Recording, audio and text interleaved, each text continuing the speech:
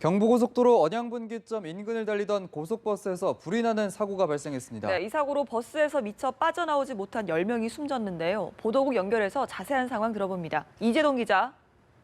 네, 사고가 난 건 어젯밤 10시 10분쯤입니다. 울산시 울주군 경부고속도로 언양분기점 근처를 달리던 관광버스에서 불이 났습니다.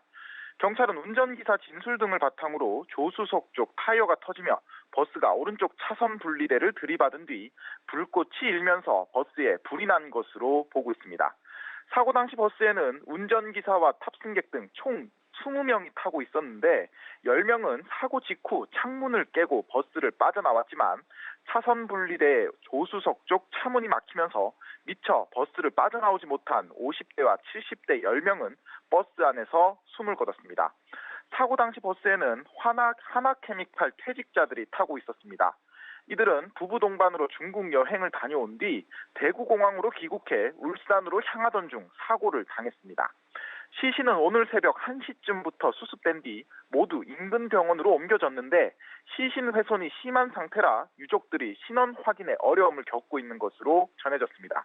한편 운전기사 등을 상대로 정확한 사고 경위를 조사하고 있는 경찰은 조금 전 버스 운전기사 48살 이모 씨를 교통사고 특례법 위반 혐의로 긴급 체포했습니다. 경찰은 이번 사고로 인해서 사망자가 많이 발생한 만큼 사안의 중대성이 인정돼 이 씨를 긴급 체포했다고 밝혔습니다. 경찰은 사고 직후 조사에서 이 씨를 상대로 사고 원인과 사고 이후 조치에 대해서 캐물은 것으로 전해졌습니다. 이 씨는 졸음운전이나 과속운전은 하지 않았고 사고 직후 창문을 깨 승객들의 대피를 도왔으며 소화기를 뿌려 불을 끄려고 했지만 꺼지지 않았다고 진술한 것으로 전해졌습니다.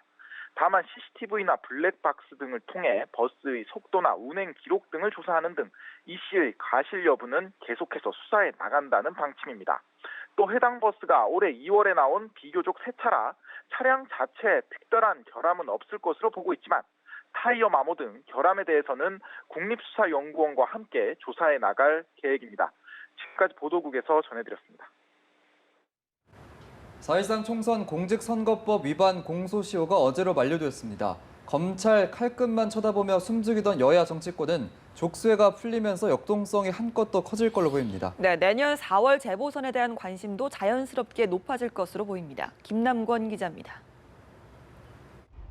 4.13 총선 공직선거법 위반 공소시효가 어제로 끝나면서 여의도 정치권엔 상반된 기류가 감지됩니다.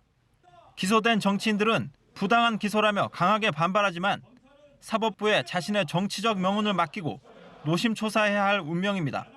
기소라는 칼을 피한 국회의원들은 족쇄가 풀렸다는 분위기입니다. 자신은 100만 원, 선거사무장과 회계 책임자, 배우자는 300만 원 이상 벌금형만 확정돼도 금배지가 날아가는 부담을 털게 됐기 때문입니다. 수도권의 한 의원은 앞으로는 권력과 검찰 등 눈치 안 보고 할 말 할 수 있게 됐다고 말했습니다. 공소시효 만료를 계기로 여야 간 충돌이 더 격해질 것이라는 관측도 일각에서 나옵니다.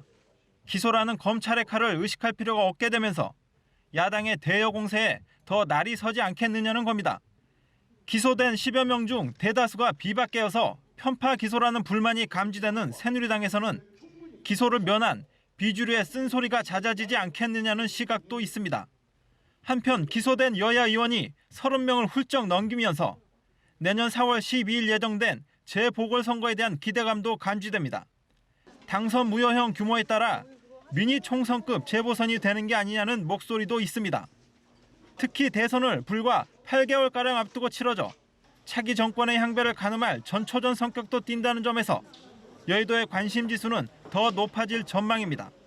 연합뉴스 TV 김남권입니다.